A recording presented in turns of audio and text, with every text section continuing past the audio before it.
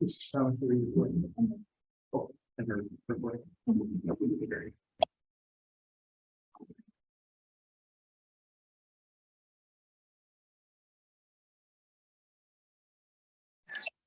Good evening. I'd like to call this special meeting of the University of Texas City Council to order. It's August 15th, 2023, 7 p.m. Mrs. Thomas, we call roll. Mr. King? Here. Mrs. Sacks? Here. Mr. Cooney? Mrs. Weiss? Here. Mr. Rock? Here. Ms. Marshall? Here. Ms. Wiseman? Here. There a motion to excuse Mr. Coon? So moved.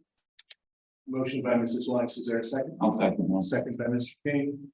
Mrs. Thomas, we call roll. Mr. King? Aye. Mrs. Sacks? Aye. Mrs. Weiss? Aye. Mr. Rock? Aye. Ms. Marshall? Aye. Ms. Wiseman? Aye. There, Mr. Cooney is excused. Turn now to the agenda. First item is a motion to approve the August 3rd, 2023 Planning Commission recommendation for the approval of the application from Drees Homes for the demolition of the existing home located at 2519 Claver Road and the approval of the site plan for the construction of the new home as submitted contingent on the lot coverage variance. Is anybody here to present on this evening? Congo maybe would speak as to this with regard to the planning commission. The planning commission did approve a site plan for a replacement home on the site. That approval was contingent on checking whether or not both the lot coverage variance and side lot variance had already been granted, and if not, obligating the applicant to obtain such variances, and also was contingent on the developer entering into a development agreement with the city to put up security for demolition of the home and construction of the new home. We did do due diligence. The proposed project has had a little bit of a serpentine path. Drees Homes originally presented plans for the same property about a year or so ago.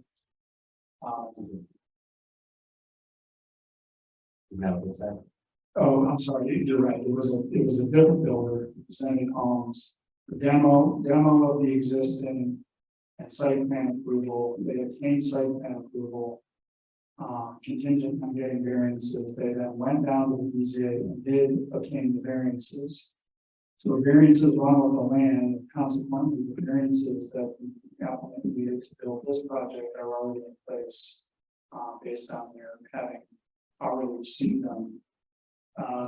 The plan being proposed is substantially the same as the one initially approved by the Planning Commission and Council. I think the administration would ask for approval for the developer to go ahead and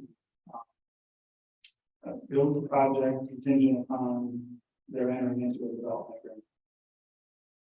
Oh, thank you, Mr. Coon. And that would be correct. That would be what the administration would be seeking here. And further, Bill wasn't mentioned on the record that part of that development agreement would also be the posting of appropriate surety bond with regard to the construction and completion of the project. If the motion was made at planning commission by myself, seconded by Mr. Casey, was a 4-0-1 vote that he with Mr. Rechek being used. So that said, absent any concerns that council may want to raise this evening, I would entertain a motion to approve the planning commission's recommendation. Yeah. We'll start with this one. You want this amendment to include those specific items that you mentioned? Mr. McConnell, is that necessary? Right, I think we want to make it clear on the record that any approval will be contingent on the developer entering into the development agreement. I would ask that the motion include that contingency. So yes. Very good. Mr. Rock? And I just want to expound on the importance of the developer agreement or the bond. That would require someone to post before demolishing the house. This is something we typically do anyway, but just to bring it to your attention, there's another house similar to this where a home got demolished, they're building a new home and construction went on hold in a number of months. So I don't know if they're having trouble with financing or builder or whatever the case may be. Something that is council to be cognizant of is the importance of posting that bond in case construction does not follow through. We don't want to see a house missing. So believe the building department will follow up, see how many months they have to resume work before we have to take steps.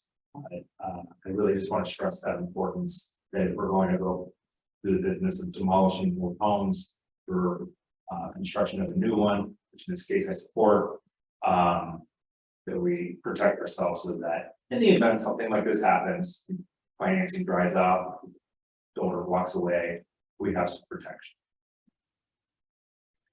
Okay, thank you. Mrs. Wise. Yes, thank you. I just also want to mention how, whenever a home is demolished, we always need to replace. And it's great that, residents are upgrading their homes and adding value to the city. And as long as it is a replacement home, I am wholeheartedly for it. Okay, thank you, Mrs. Wise. Is there a motion to approve the August 3, 2023 Planning Commission recommendation for the approval of the application from Trees Homes for the demolition of the existing home located at 2519 Plater Road, the approval of the site plan for the construction of the new home as submitted, contingent upon entering into a development agreement including the home? There was one other. Development agreement for us. And that's it. And we did our due diligence on the variances that previously. So. Okay. So Motion by Ms. Weiser, is there a second? okay. Second by Ms. Marshall. Any discussion? Mrs. Thomas, we call the roll. Mr. King, Aye. Mrs. Sacks. Hi. Mrs. Wise. Aye. Mr. Rock. Aye. Ms. Marshall. Aye. Ms. Weiser. Okay, very good, motion carried. Next is item B, ordinance 2023-36, amending codified ordinance section 1064.05 entitled Storage Behind Rear Building Line and Declaring an Emergency. Ms. Weiser, you're the sponsor. Would you like the floor? Thank you, Mayor. Basically, after council passed the last revision for this section, which dealt with garbage cans being left in the front, couple of residents responded to something they saw on social media and regarding where they were storing their lines. The real issue is the city developed differently. And in some sections of the city, we have 2-car garages that are attached to houses. So storage of garbage cans behind the rear foundation line is impractical. That's not impossible. I spoke with Mr. Engelbrecht, we talked about it.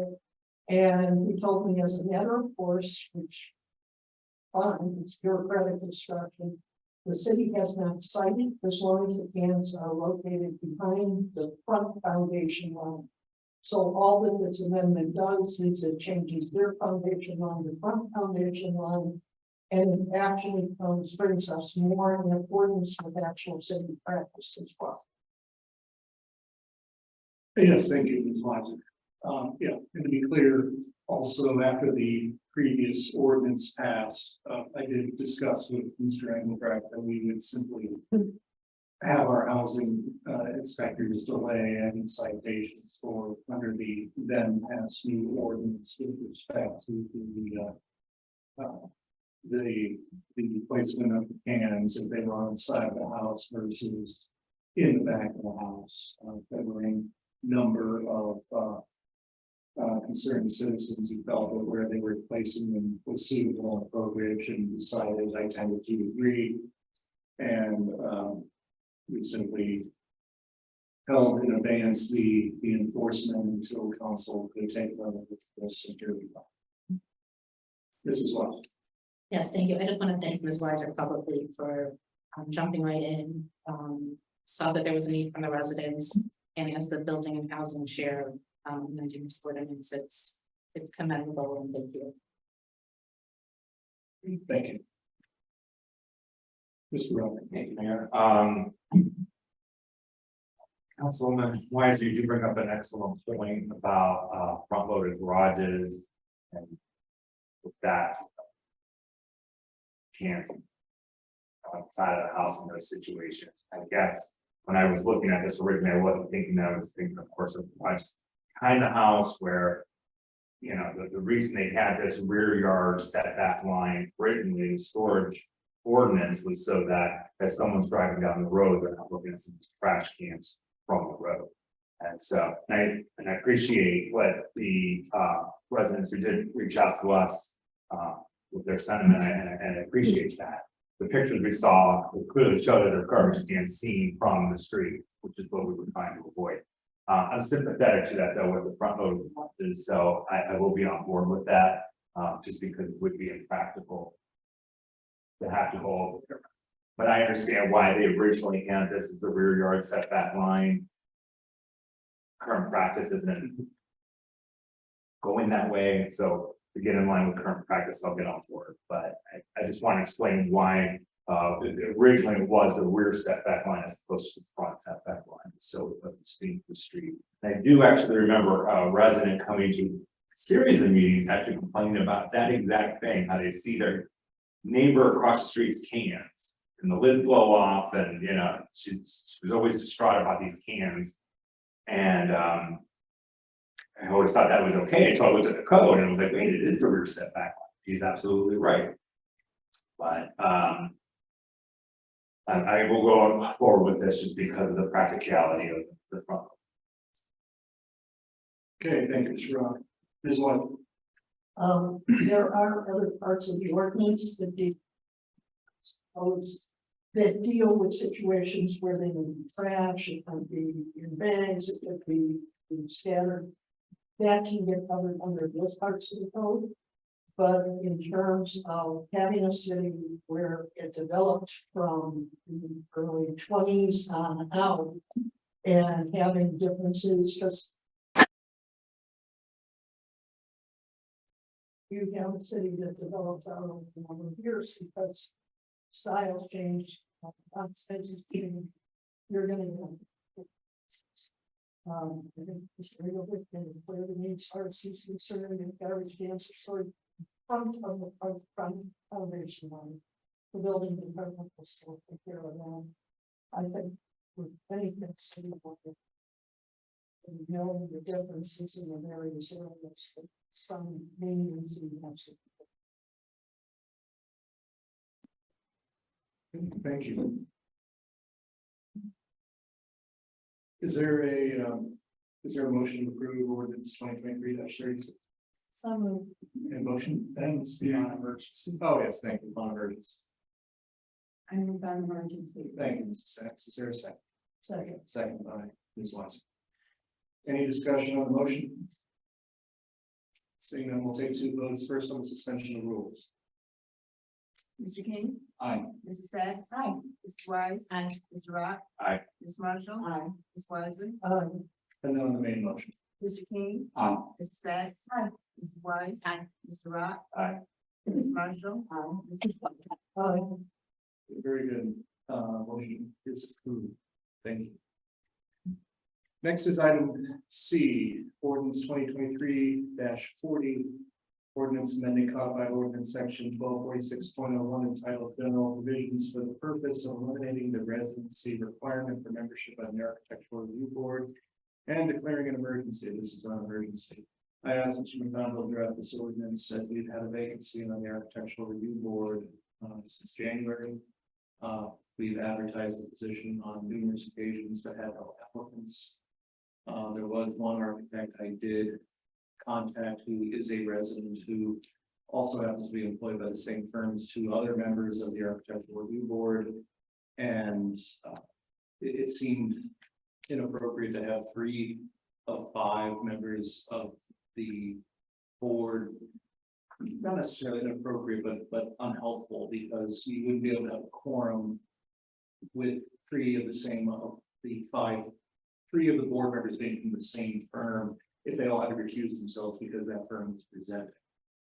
So I have also contacted some other architects at other firms around town with respect to whether they were aware of any architects in their own firm who reside in University Heights, interested, didn't come up with any applicants at the point. You know, we now have a 5-member ARB, a quorum of 3 is necessary, which means only 1 may be absent from any particular meeting. And there may be occasions where 2 would need to be absent, so it seemed better, if possible, to be able to have fully a fully empaneled ARB, even if we were to look outside of the community for someone who doesn't live here, but nevertheless would be willing to serve and have the interests of University Heights Park with respect to being able to serve. We do have a volunteer page, universityights.com/volunteer, where folks may fill out and express interest in serving on various committees. Prior to my asking Mr. McConville to draft this, we did have 1 person who expressed interest in serving in the ARB who was not an architect. And though they may have some interest, it didn't necessarily, nothing really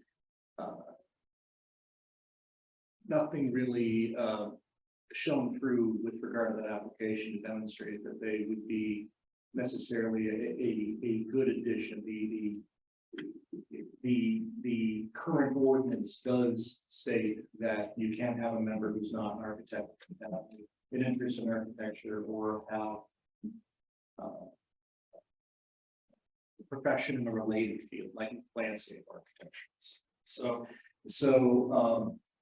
in my view, this would be a good way of broadening our search, have a more applicants hopefully, and be able to appoint a 5th member. So I would ask for your support on this. Thank you. Mrs. Watson. Yes, thank you. So I actually don't think it's in the best interest of the city to have a non-resident on a board. The current ordinance is written broad.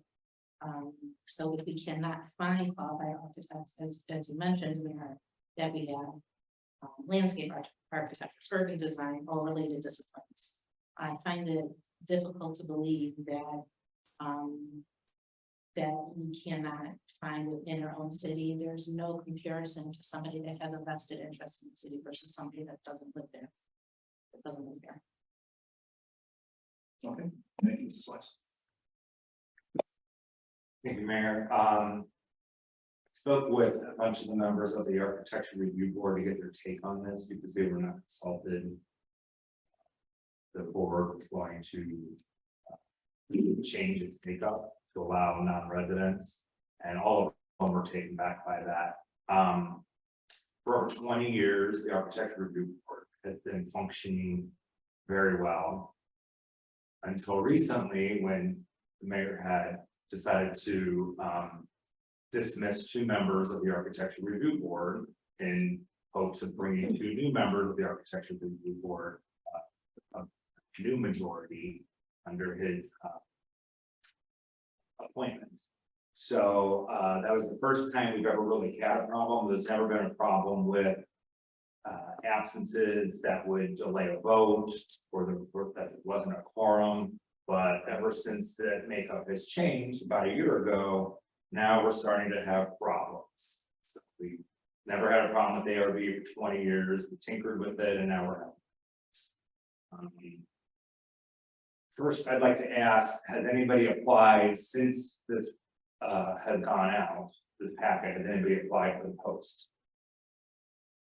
Yes, I have received 1 application since this packet went out. Okay, there should be 2 coming.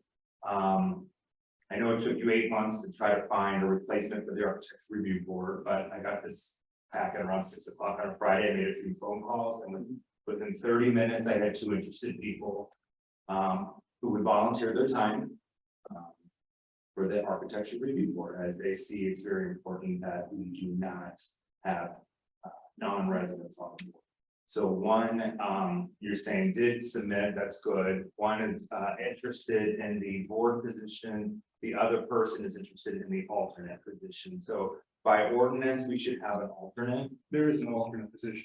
I understand, but by ordinance, we've always had an alternate position. Mr. McConville, are you aware of an alternate position? I think Are you looking at the new ordinance for the? encountered this before, and we have not, there is no. Pull up the ordinance then. Oh, it does say something about. Yeah, there's a reference to. Yeah, there is a reference.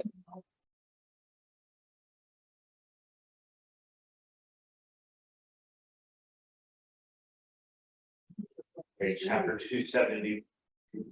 Chapter 1246. Membership. Could have been when we changed it to 5.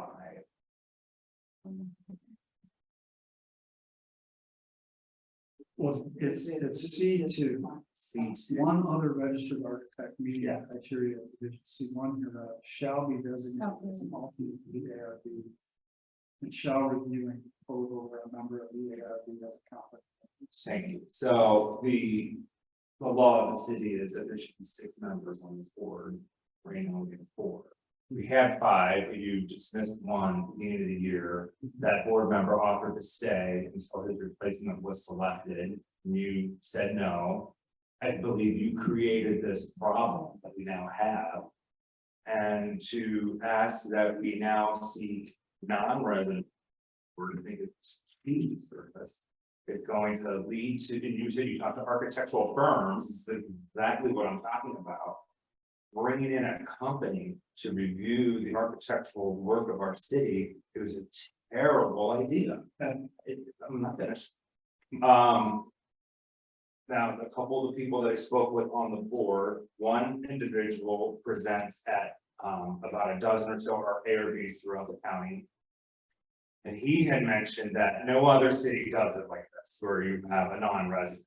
Some cities, smaller ones like Hunting Valley or Gates Mills, do have non-residents just because there's not enough architects living there, but they are not voting members. So one thing to consider, if we want to change the makeup to non-residents, they should not be voting members, because nowhere else do that.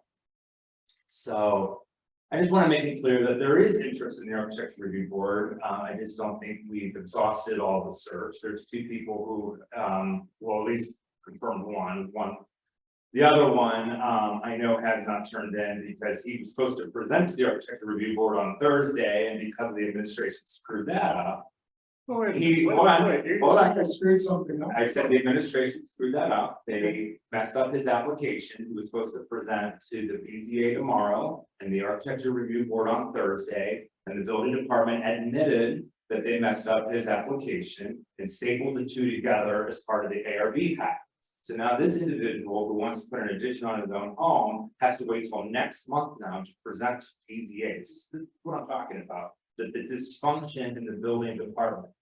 So, by the way, he will be applying for he's a licensed architect. He will be applying for the role as the alternate, and we have interest in the board member position. So I believe if you were to at least consider them, we could have a full panel of 6 architects.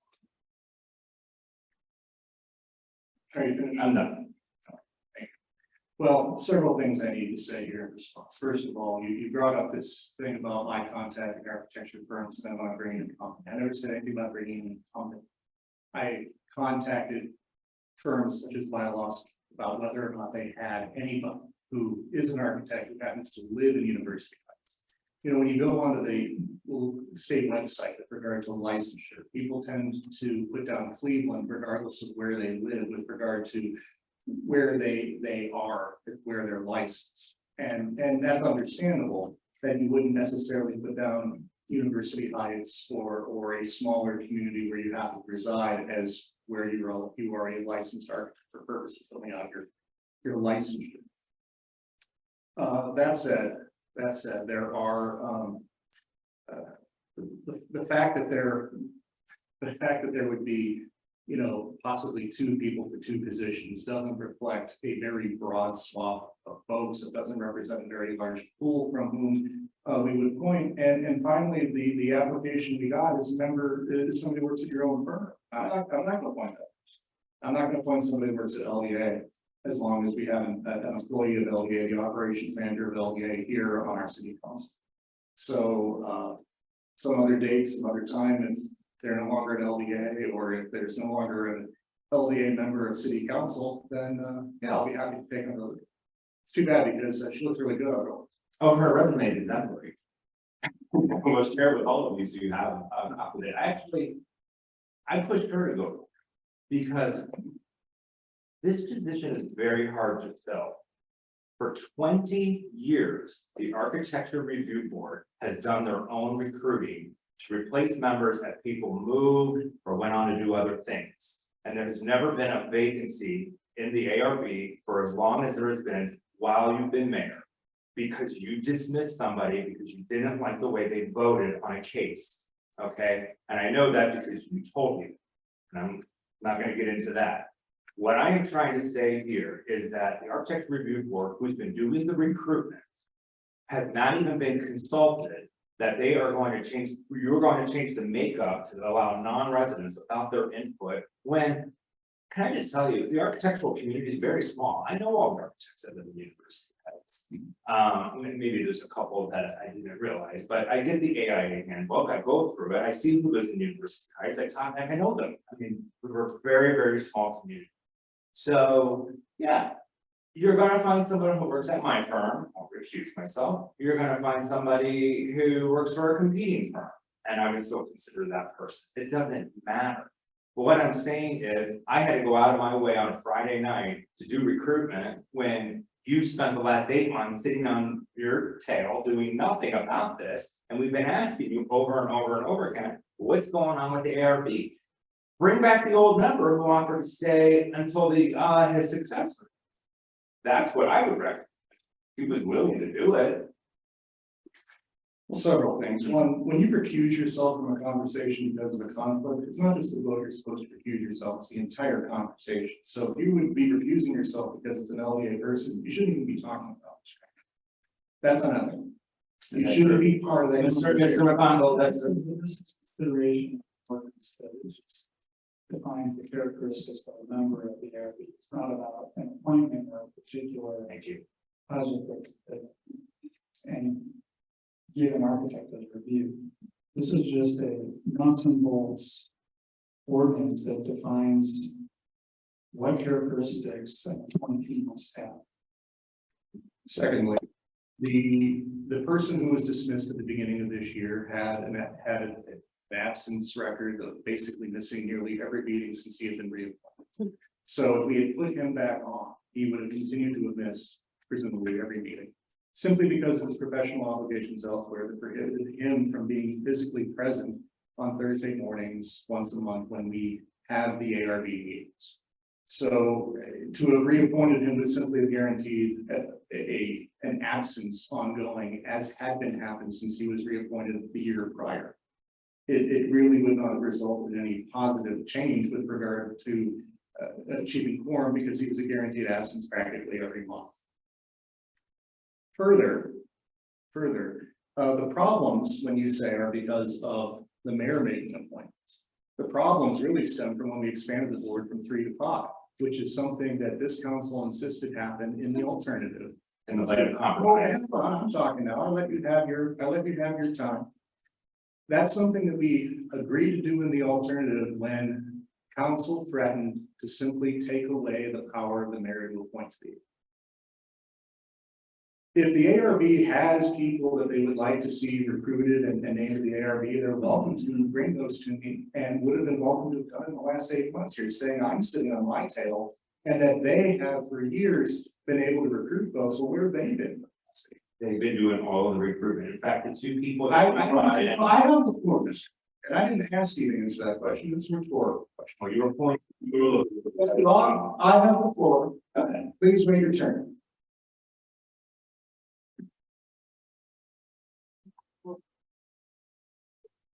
Please wait your turn if you'd like to say something. Thank you.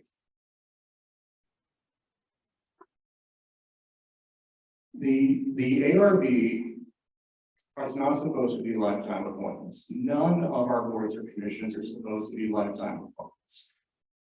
When I was reelected in 2021 and when I came back in 2022, it was my prerogative to go ahead and make some changes on various boards and commissions, and the ARB was one of them. So, you know, you may not like some of the folks that I appointed. I think they've been good appointments thus far. But that said, we do have a problem now that we've expanded from 3 to 5 and that we have a vacancy, and apparently there's an alternate position that also exists, but also is not filled because again, we don't have applicants. And though it would be desirable to have residents who are applicants if they don't hold other conflicts, I'm not looking to embed further in the ARB people that you're, you know, got control over or have relationships with. So I would prefer to have people who lack that and are otherwise qualified, and would be happy to appoint people who don't have those conflicts. So if I have a relationship, which by the way, right now, let's just go with the one that got fired. So out of the 5 board members, He wasn't fired, he simply wasn't renewed. Oh.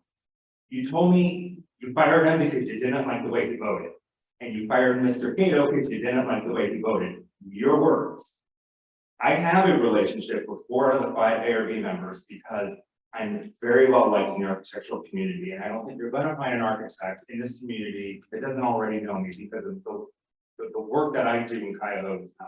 So for you to say that I have a relationship with an ARB member is ridiculous, because I will always have a friendly relationship with the architects. I can recuse myself if a particular person has a very close relationship with me. I have no problem with that. I've done that in the past. I did that when a student of mine was running for architecture review board, and when a housemate of mine was running for architecture review board. I have no problem doing that. But what I would like to say is, I know you've made 2 appointments recently. Those were recruited by the architecture review board. And they came to you when they said, we need an alternate because Mr. Kiley had taken a new job which requires some travel, and he can't make it on those Thursdays. He was able to make it when they were Zoom meetings, but now that they are in-person meetings, he was no longer able to make it. And so the architecture review board came to you, Mayor, and said, we need a 3rd person and we need an alternate, and these are the 2 names. You took that as an opportunity to get rid of 2 members of the architecture review board, replace them with completely green people. Okay. And the essence of compromise, we said, let's bring them all on. You created this problem. You created the vacancy by firing a member, and you created the problem that we're in today. Again, say that this is a person who's fired as a mischaracterization. Their term was up and I declined to renew them. Nobody's entitled to lifetime renewals on the architectural review board. Secondly, there's a difference between people knowing each other and people being in relationships with each other. We have one member of the architectural review board who is your housemate and with whom you own reals. And beyond that, that's between you all. And then we have another prospective member, as it turns out, who works at the firm where you're the operations manager. That's a little bit different than just being colleagues who happen to know each other. So I would view those as being different situations than ones where architects happen to know other architects, because it's a small community. I don't expect to find an architect who's never heard of another architect, but I do expect and would want to have architects on the board who wouldn't be unduly influenced or don't have those kinds of close relationships. That said, you know, again, with regard to, you know, the compromise of moving from 3 to 5 and the recusal, yes, you did recuse yourself from the vote on Mr. Cato, but you participated in every aspect of changing the board and making the board larger so that Mr. Cato could have his seat. That was inappropriate, it shouldn't have done. Ms. Weiser, you. I'm not an architect. And I'm not gonna personalize this. And I think what we just had was the personalization on both. And I think it's out of line for the discussion, because there's a lot in the discussion that we can talk about, Mayor, that has nothing to do with personal feelings that are programmed. And I think you know that. First of all, I think architectural review boards in and of themselves can be problematic. Because they're looking at structure. And we have in sections of the city, some houses that if we attempt to conform to the architectural things as we try to modernize, we begin to have a little bit of tension. That's inherent in architectural review boards. But they are good things. But when you bring in people from the outside and just say, oh, here's an architect, blah. They do not understand the nature of this community and the fabric of this community. We're not Cleveland Heights. We're not South Euclid, and we're not Shady. We may have people here who want to prove that we are, but we're not. This is a very unusual community. And without people having a sense of that community, sitting on our boards, we can end up with something we don't want. So I think on the fact that you want to just bring in someone from outside, that's problematic. I had nothing to do with your discussion about going from 3 to 5 members. And perhaps council needs to revisit that. Maybe we need to revisit the whole setup of the ARB if this is such a problem for you. I quite frankly was delighted when I read through the code today and saw that we don't have to have all architects on the board.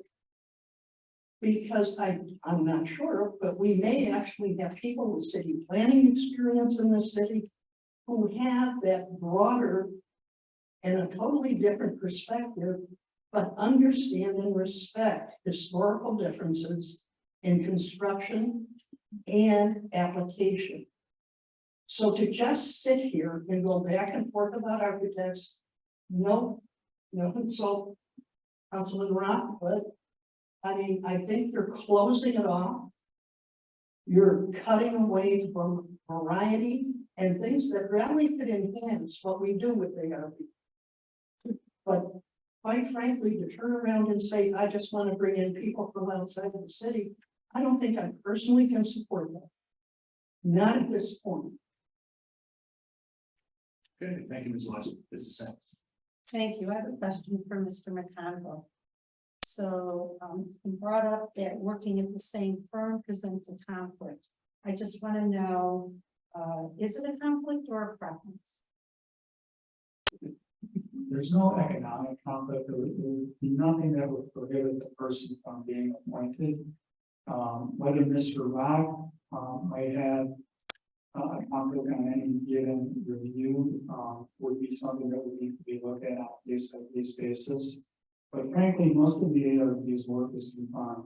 It's not coming up to council for review. So it's hard for me to think of a practical circumstance in which that would occur. Thank you. Thank you for clarifying. Okay, thank you, Mrs. Sachs. Ms. Martin. So I have a couple of things to say. One thing that I would like to say is I feel like communication in here needs to remain professional and respectful. I'm always respectful and I will be spoken to respectful, period, from no matter who it is. The other thing that I have to say is that I do feel that we should not have someone that does not have the best interest in our community making those architectural decisions. I think it needs to be someone that is a resident. And if we have some viable candidates, I think they would be. Okay, thank you, Ms. Martin. Okay, I just want to make sure that folks are clear on this, that, you know, whether it's a legal conflict or or however Mr. McConville might slice it. To be very clear, I am not going to appoint somebody who is a member of a firm of a sitting council. Period. I'm not going to. Well, there's another resume on it. Hold on, I got to Mr. Rock, we just got done hearing from everyone about how we need to be professional. Will you please wait your turn to speak? Thank you.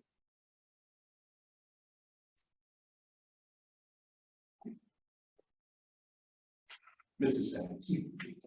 Thank you. We need to be consistent. Conflicts of interest are conflicts of interest. If they're not, then they're not. And I know that I ask frequently to make sure that I'm clear if I pose a conflict of interest, my vote. So preference, really, I'm concerned that right there. A unilateral decision based on a preference, not on a legal or ethical actual conflict, but a perceived preference is dangerous. And I can't support that. Thank you. Thank you, Mrs. This is Mr. Rock. You don't have to consider the person who works at my firm. Believe me, I had to twist her arm to do this. But there are other resumes that are coming your way. One this week, he's a little aggravated right now because he's not going to present to ARB this week. The building commissioner is absent and the receptionist, the secretary messed up the application. And he mentioned that he has other architect colleagues that are going to consider the position that live in University Heights. So this need or this emergency for an outside person, not an emergency, this will get taken care of. You know, it took 8 months. I got it taken care of over the weekend. Yeah, if the applicant is who I think it is. This is a person Who got fired from you who because you didn't like how he voted? who put the city in legal jeopardy every day. We all got sued, except for you or something. Yeah, that's. No, that's exactly what happened in the court's document. Thank you.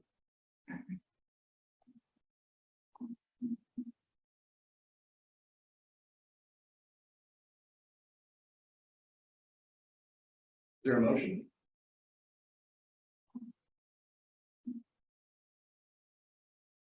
Well, then I'll just consider this on first reading. And we'll see who else applies. Next is letter D, motion to approve accepting grant award from the Ohio Arts Council for the 2023 Fall Fest in the amount of $4,444. Deanna, did you care to come to the podium? You, Grammar Fisher.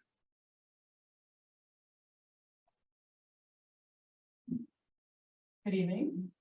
On a little lighter note here, we get to hopefully from the Ohio Arts Council for 2023 Fall Fest. As many of you know, Fall Fest began in 2019.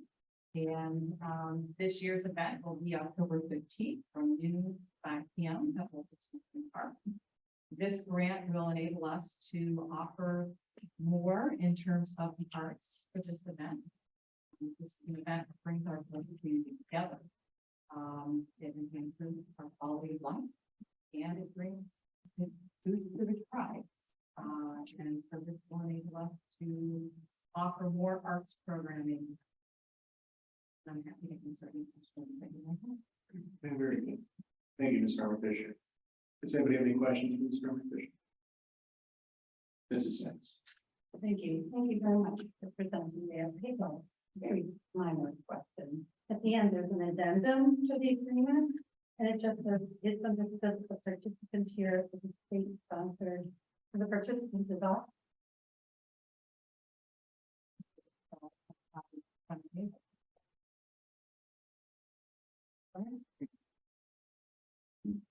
Right.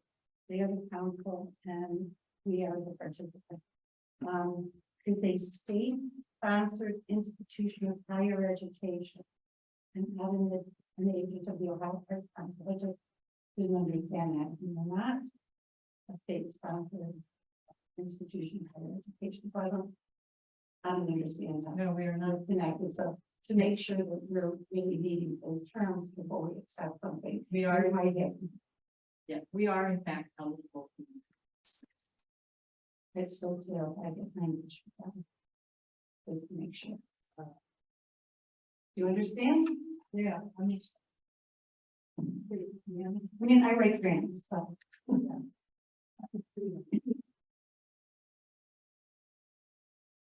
I think you can look at the addendum. Thank you. So, didn't make it. It's understood. Participation. I double check right before you. I can tell you that it is able to receive this grant. Otherwise, they would not have offered. They know that we are. Make a mistake. So on the record that I suggested to be double checked. Thank you. Thank you, Mrs. Any other questions? Is there a motion to approve acceptance of the grant? Motion by Ms. Weiser, is there a second? I'll second that. Second by Mr. King. Any further discussion? Mrs. Thomas, we call the roll. Mr. King? Aye. Mrs. Beck? Hi. Mrs. Wise? Aye. Mr. Rock? Aye. Ms. Marshall? Aye. Ms. Marshall? Mr. Weiser? Okay, motion carries. Thank you, Ms. Brenda Fisher, for being here this evening. Next is item E, a motion to approve price quote from Starfish Computer Corporation for emergency support service from August 1, 2023 through August 31, 2023. In an amount not to exceed $5,550. This is the monthly quote that we've been doing with Starfish. We are working on a managed services agreement with them. They have the latest draft with the changes proposed from us, and we're simply waiting on them, their chief operating officer and Mr. R over at Starfish to get back with us with respect to the proposed changes that we've made to the agreement. Most of them are relatively minor, but some to do with our being a municipality and with our being a municipality and with regard to indemnification provisions and so on. Mr. Conwell, if there's anything you'd like to add. Well, that's the big change. The contract contains some fairly meaty indemnification language in it that would require the city to indemnify Starfish. Number one is a matter of leverage. I don't think we should agree to that. But number two, perhaps more importantly, municipalities in the state of Ohio are now permitted to indemnify third parties unless they appropriate funds to support the indemnification. And as a practical matter, that would mean that U.S. Council would have to appropriate and encumber a significant amount of money in order to be able to perform a hypothetical indemnification obligation. So what a lot of records throughout the state tell parties that they're negotiating with is we simply cannot indemnify you. Our council's not going to tie up taxpayer money, pay some unknown future contingent potential liability. So that's a long-winded way of saying the language needs to be struck because we cannot indemnify. so this is the main thing. What other changes have we made? We also proposed a reduction of the annual rate of increase from 5% to 2.5%, To what? from 5% to 2.5%. And there were some other minor things, but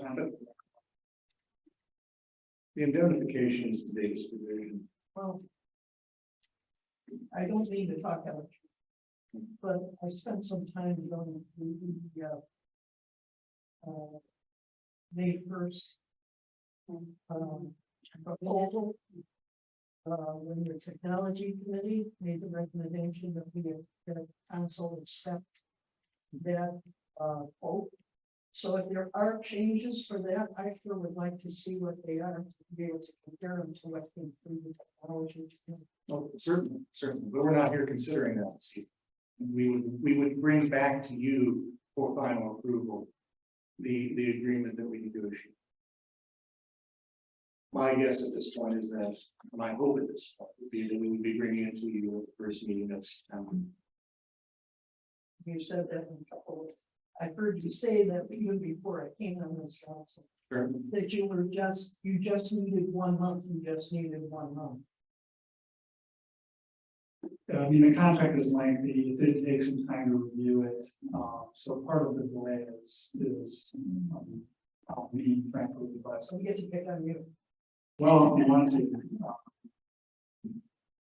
But, you know, we're waiting on them to respond at this point, and yeah, that is what it is. The public record issue, the draft that they sent over and that we commented on is a public record.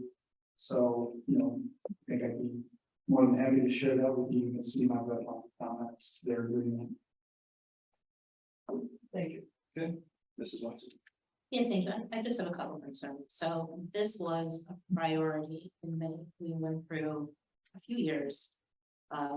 Bidding out, RFQs, RFPs, and I feel that there wasn't an urgency. My second concern, which is even more problematic, is that we are at August 15th right now, and their proposal, their vote ended July 31st. So that doesn't just give us pause, it should give them pause, they're working without contract. So if this goes on any longer, we cannot wait to the middle of a month to reapprove something like this. It's the liability on both sides is too great. Okay, thank you, Mrs. White. Is there a motion to approve? Motion approved by Mr. King. Is there a second? Second.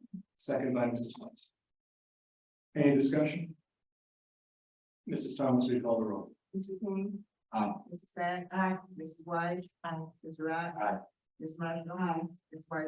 Okay, motion's approved. Next is item F, motion to approve fire department seeking bids for 2023-2024 NFPA firefighter occupational medical examinations. Chief Burko, you have the floor. Thank you, Mayor. Good evening, council. December 5th, 2022, council approved a motion to accept ARPA first responder grants. I provided a memo at that meeting that outlaid some of the information about that. I have a copy here for two of our newer members.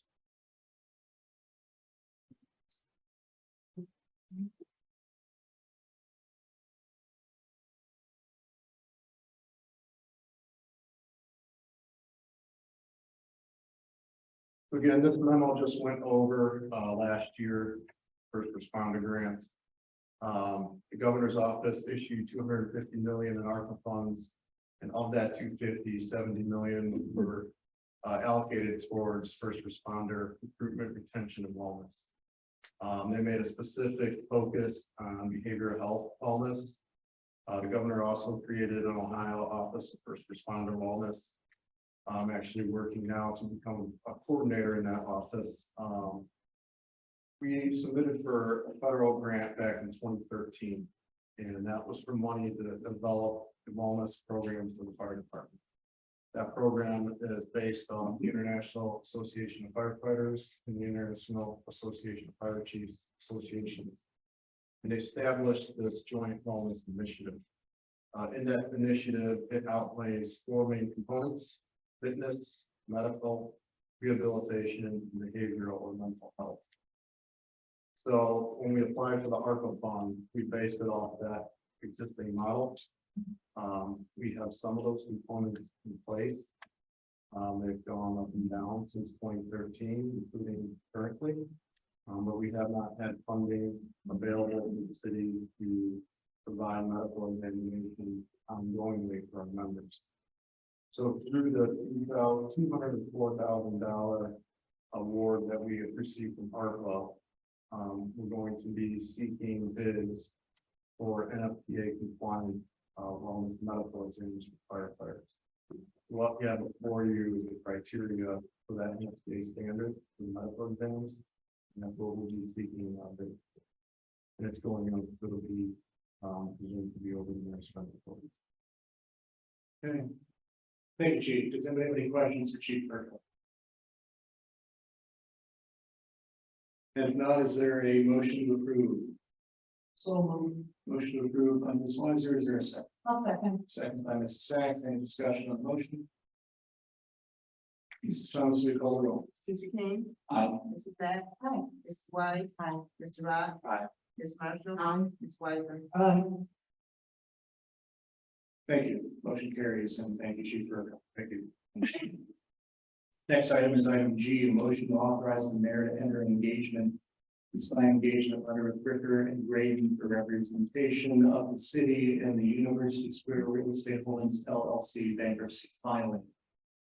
As council members are aware, University Square Real Estate Holdings LLC did file for a Chapter 11 bankruptcy last month.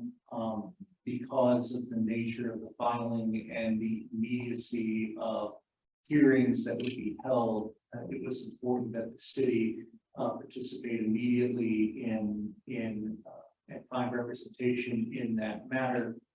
After conferring with Mr. McConville, bankruptcy is a specialized area, one that was more appropriate for bringing in a firm that has that specialty. And Mr. McConville believed that going to the outside rather than either he or a member of his own firm attempting to represent the city in this matter would be appropriate. We did interview Bricker and Graydon, Mr. McConville, myself, and Mrs. Strucker.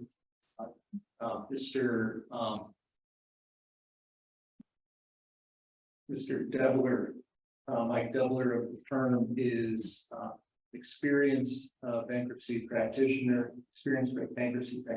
who has represented cities in similar situations. Most notably, there was a historic hotel situation that went into bankruptcy in Cincinnati, and his firm represented the city of Cincinnati in a similar capacity to help ensure that the city's interests were heard and addressed throughout the bankruptcy. And that is what this attorney has been doing. We went to Bricker first and foremost because they had previously represented the city with respect to the negotiation of the development agreement on University Square. Thus, there was some institutional memory with regard to that work, even though this was a different department of Bricker that would be handling this. Members of council who were here in 2019 and remember Attorney Price Finley, who did the bulk of the work together with Captain Swords and a couple others at Bricker. So we went to them first, found exactly who we were looking for. Mr. McConville, I know you may have a few things to say with regard to the interview. I would simply add that though we did have an engagement letter previously with Bricker for University Square with regard to the development agreement, that was a matter regarding the development agreement. This is a matter regarding bankruptcy, and this particular engagement letter is intended to be for representation in the bankruptcy and not on an array of matters, but just on that matter in particular. So it is a limited engagement for a very specialized purpose where we've had to take some immediate action and participation in hearings, and there's already, as a matter of public record, a ordered set of dates regarding a sale, although now these are being contested by a couple of other interested parties, where a sale could happen in University Square potentially as soon as next. Mr. McConville, anything you'd like to add? You summed it up pretty well, Mayor. The interview did go well. We were impressed by Mr. Debler in particular. He has 30+ years of bankruptcy experience. He is well versed in the nuances of bankruptcy law. He's sensitive to the city's needs and was able to quickly pick up on some of the convoluted history with respect to this particular property. I'm confident that he's the right individual to represent the city's interests. Very good, thank you. This is one. Yes, thank you. So I'm extremely disturbed by the chain of events that got us to here today. I believe that council was informed on a Wednesday that we would need to hire a bankruptcy attorney. Now, right away, two issues came to my mind. Number one was we should never engage an attorney without an engagement letter. And I was told that the meeting's on Monday, so I said, let's have a special meeting. We have Wednesday, Thursday, Friday, Saturday, Sunday to have a special meeting, and I was ignored. Number two is we have a professional services ordinance. Now, I spoke to Mr. McConville and he explained to me that this is really a sole source, which I'm fine about. And this was, there was immediacy with this and there was a lot of other layers. But that needed to be explained also, within the email instead of being dismissive. This is the second time in one meeting that we are engaging with professional services without contracts. This one in particular is very, very worrisome to me.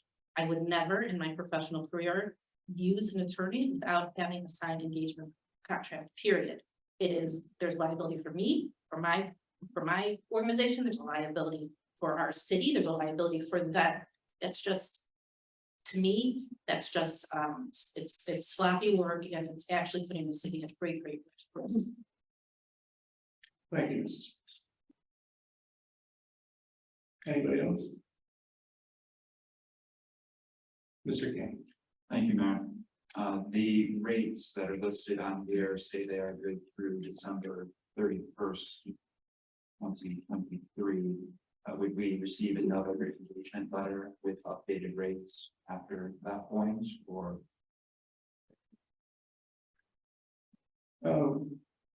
Typically, Bricker would send some sort of letter if they are looking to change their rates.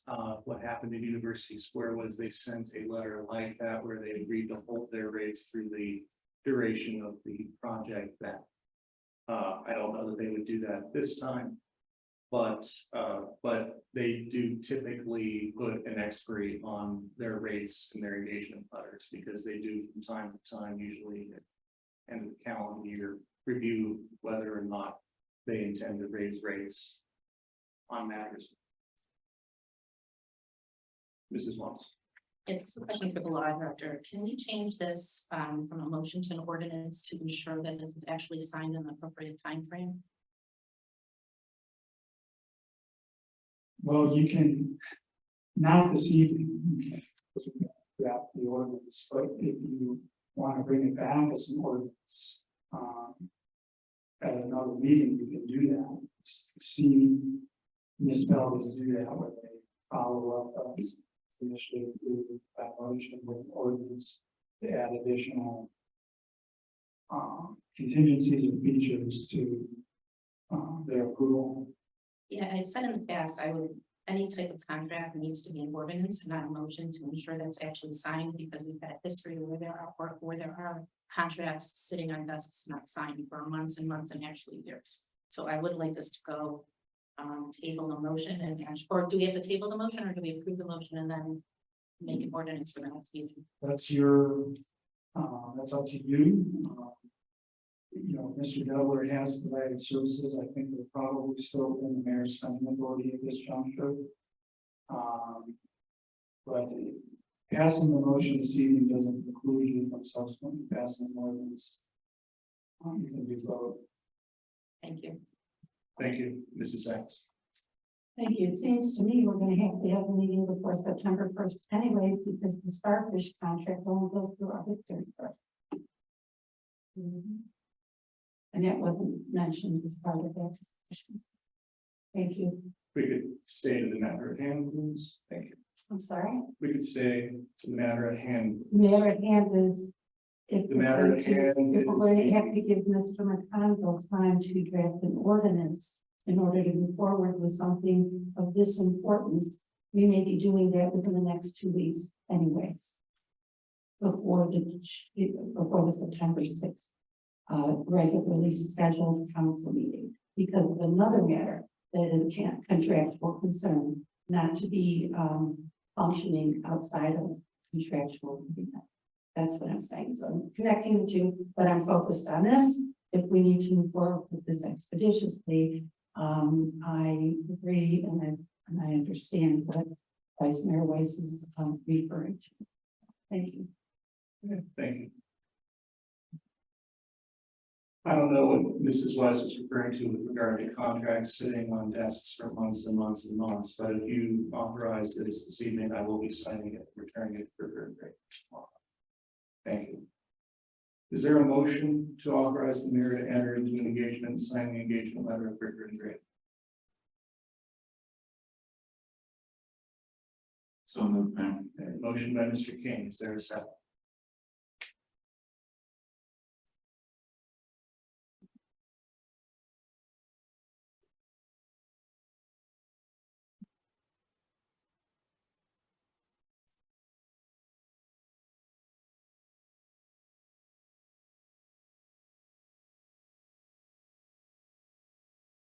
I ask one more time if there's a second to the motion.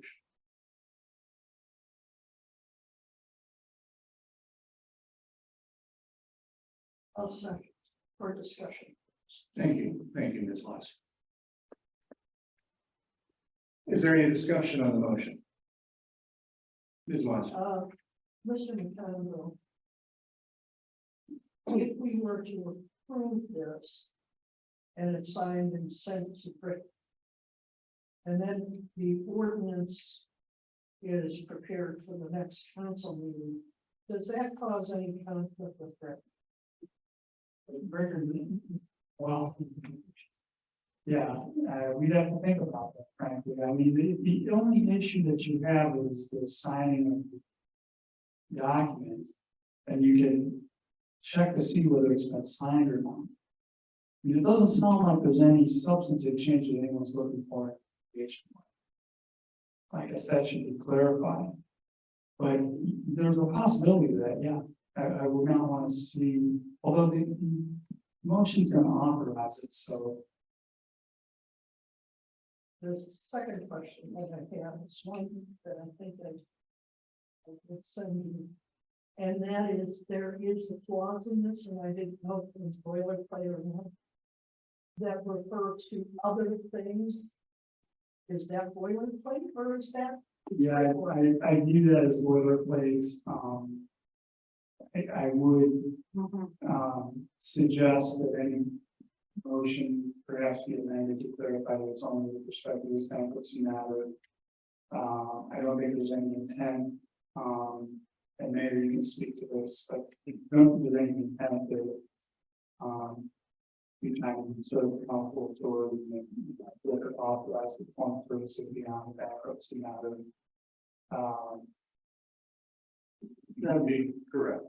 I'm sorry, I didn't interrupt you. Were you? Yeah, I think this is language that you typically see in corporate engagement letters where there can be sprawl in the services that are rendered. So firm might be hired by a corporation to do one thing and they're subsequently doing something else.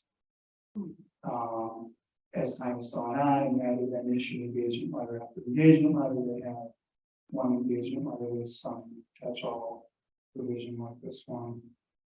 Certainly, it would be my ruling that the administration would come back to council for its approval with respect to any services provided by Gregory that went beyond the bankruptcy matter. Yeah, I would wholly agree. And I would also point out that, while we did engage Bricker in 2019 on University Square with regard to the development agreement, we didn't try to bootstrap in the bankruptcy representation of that letter. We went and sought a whole new letter, and they provided a whole new letter for a different matter, even though related to the same project. So, yeah, we are not going to be asking Bricker to do other things without going back to council and seeking your approval if that were to come up, just as we've done right here. Then I would ask Mr. King if he would be willing to accept the friendly amendment to limit the motion only to bankruptcy, I'd be willing to do that. then I would be happy to make that amendment. Very good. And we will consider it amended as a friendly amendment. You were just a second. And that would be the motion now. Mrs. Thomas, do you have that? Good, very good. Thank you. This is Sachs. Thank you. So.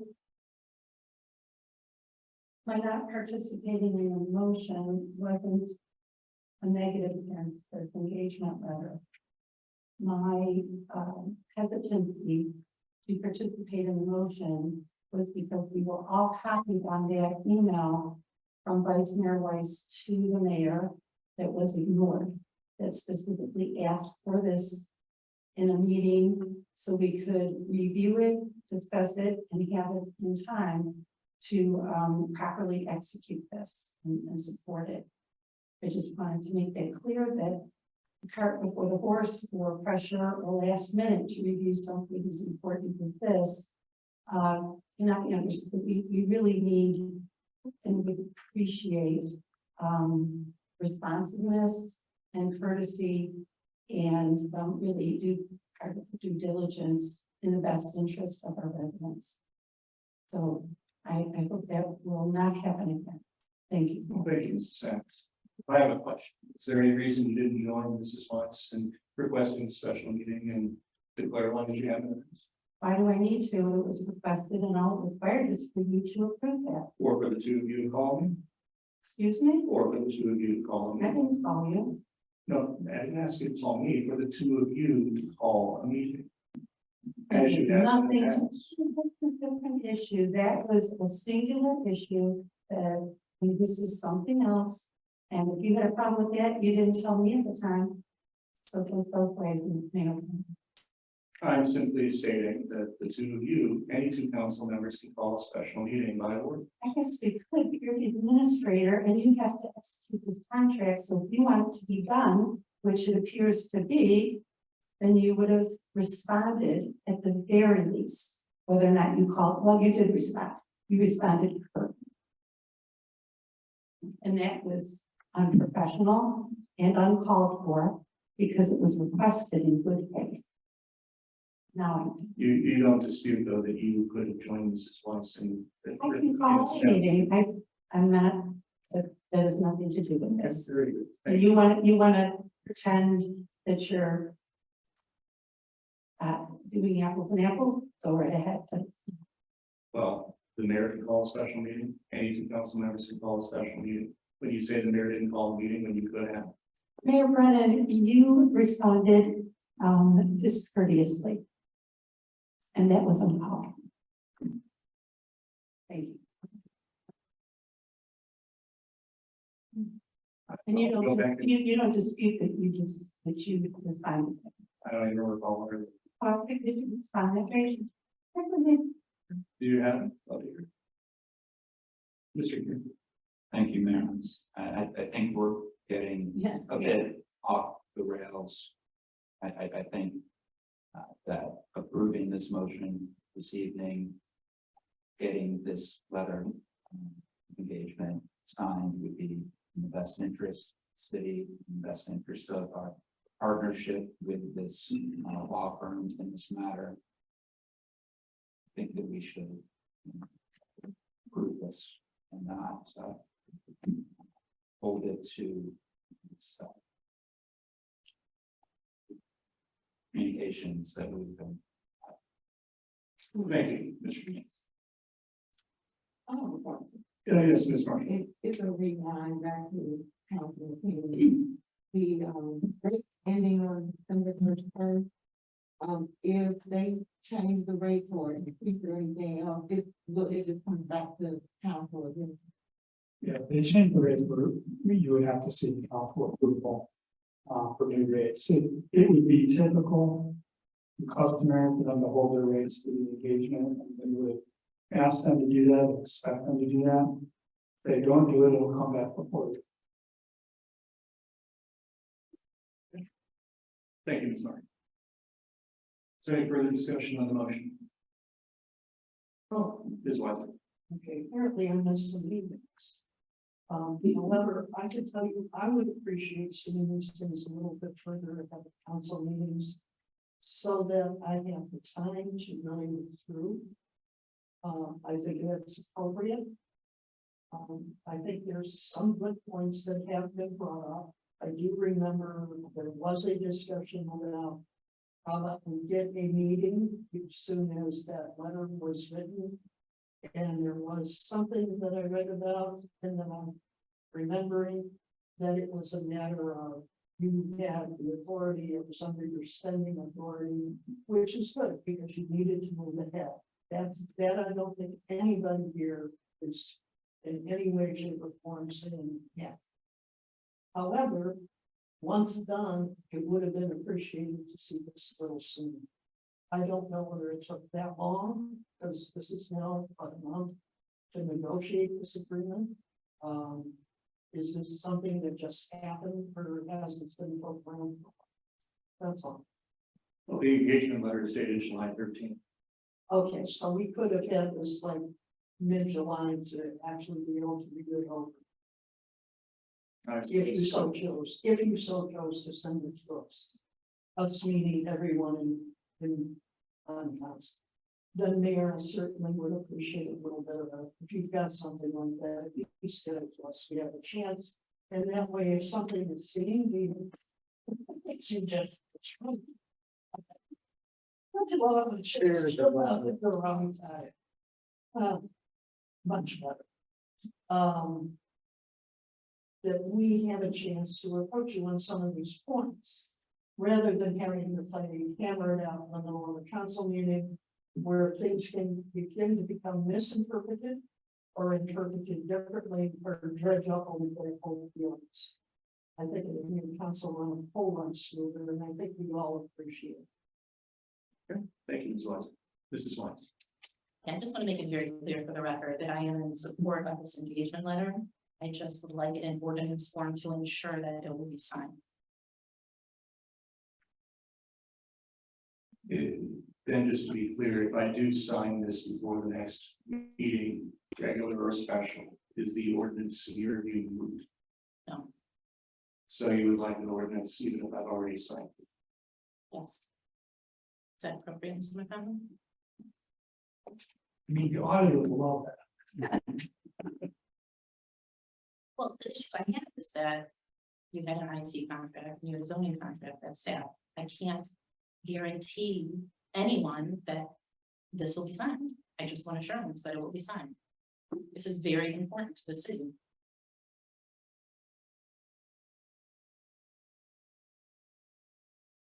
I just want to make sure that we're clear here for the record, and it's been stated here other times on the record that that we did not immediately implement the zone code contract because of litigation is pending before the city, and in my view, it was not a prudent move to make at that juncture in litigation. It's not true. That is my judgment. If you can't tell me what's true about my judgment or not, you can disagree with my judgment, but to say it's not true is simply pejorative.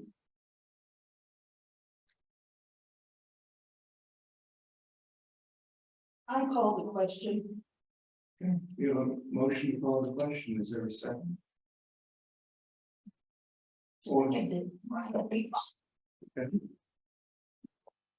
Mrs. Thomas, we call the roll and call on the question.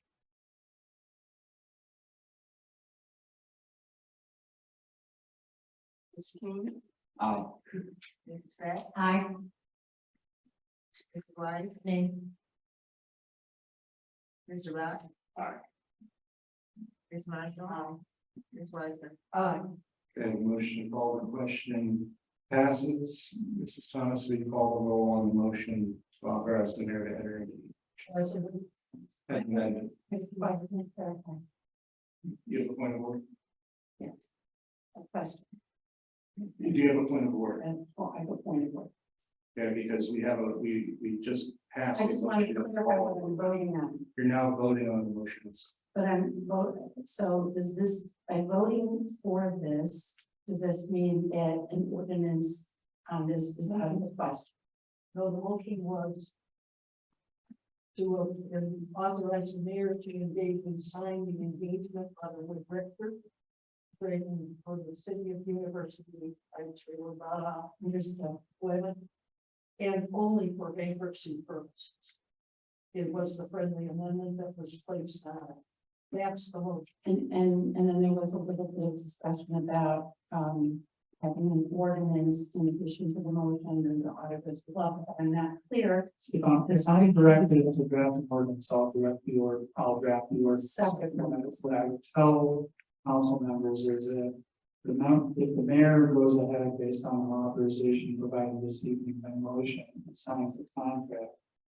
The vote on the ordinance is purely ministerial. It's not going to operate to withdraw his authority that's provided by the motion to sign the contract. He doesn't have to wait for an ordinance. This motion is the motion that would authorize something in the contract. Thank you. Okay, very good. Mrs. Thomas, we call the roll. Mr. King, Aye. Mrs. Sacks, Aye. Mrs. Wise, Nay. Mr. Rock, Abstain. Ms. Marshall, Ms. Weiser. Aye. Okay, motion carries. Thank you. Letter H is a motion to enter into executive session for personnel matters. We have Labor Council present to give us an update on labor negotiations in executive session. Is there a motion to enter into executive session for that purpose? Motion by Mrs. Weiss, is there a second? Second by Mr. Rock. Mrs. Thomas, we call the roll. Mr. King, Aye. Sacks, Aye. Mrs. Wise. Aye. Mr. Rock, Aye. Ms. Marshall. Aye. Ms. Weiser. Okay, very good. That motion carries. There is no other business on the agenda after this. I do not anticipate any business to be had after the executive session other than a motion to adjourn. Folks are welcome to stay, but there's probably nothing to say. There will be no business special business, so we cannot. Thank you, and that guarantees. So yes, there will be no additional business other than a motion to adjourn. So thank you for being here. How much you want to just hang out and chit chat with us after this. You're welcome to take. Thank you.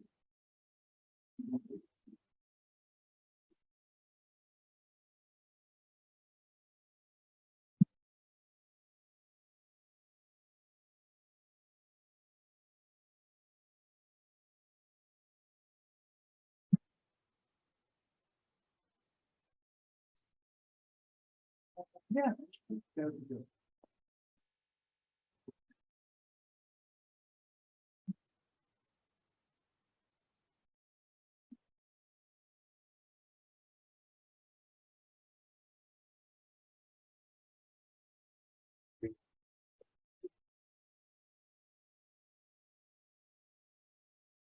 So, Amy Hamilton.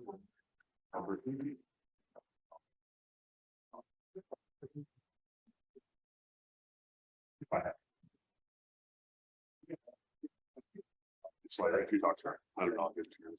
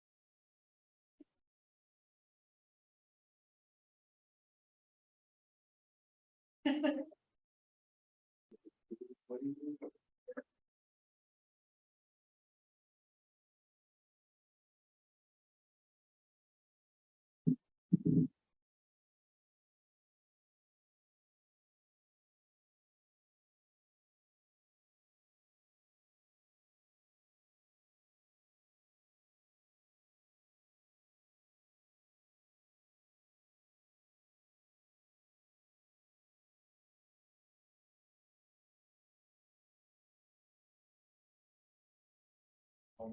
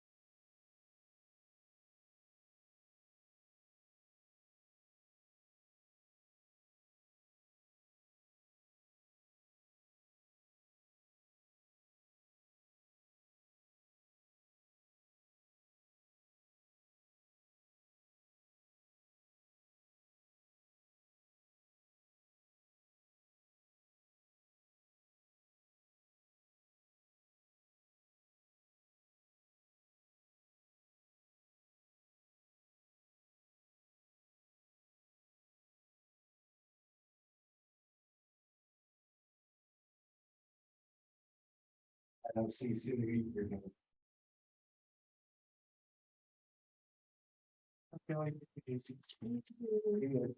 Thank you.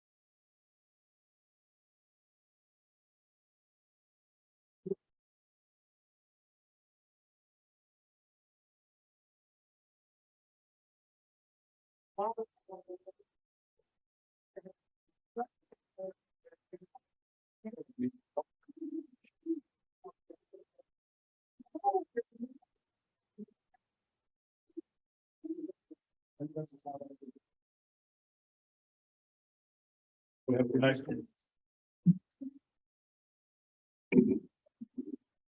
There a motion to return to the regular session, special meeting?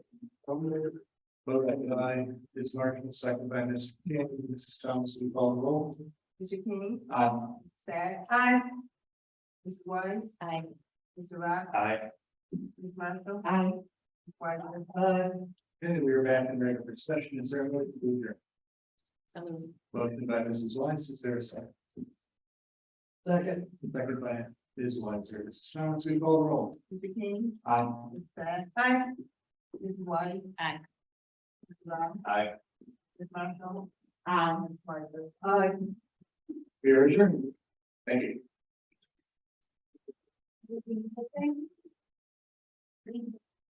Yeah, Jonathan.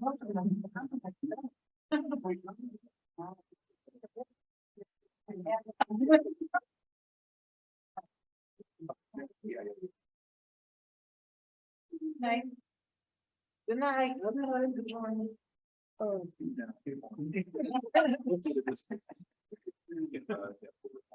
Not talking quite a bit. No, I'm done. I have this. All right. I have a thing I'm working on. Good morning, Luke. Okay. Have a good evening. Well, we actually don't want to see.